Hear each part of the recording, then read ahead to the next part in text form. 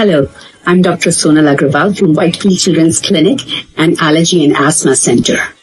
Did you know some children who have allergies and have not been diagnosed with it can sometimes be confused with behavioral problems and learning problems?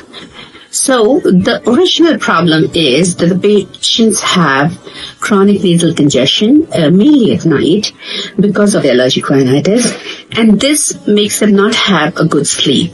Due to that, they're not rested the next morning and they might not be able to concentrate well at school or in activities.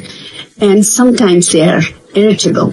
In fact, some of these kids look like they are distractible, they're not paying attention, and sometimes to make up for that distraction, they are also hyperactive.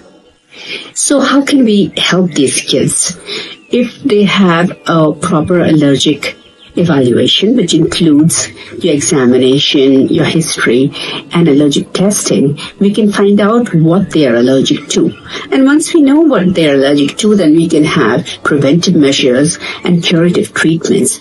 So we can have these kids sleep well at night, improve their health, improve their behavior, improve your night's sleep.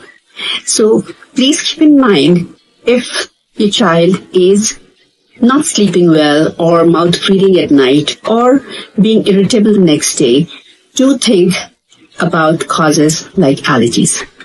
Thank you.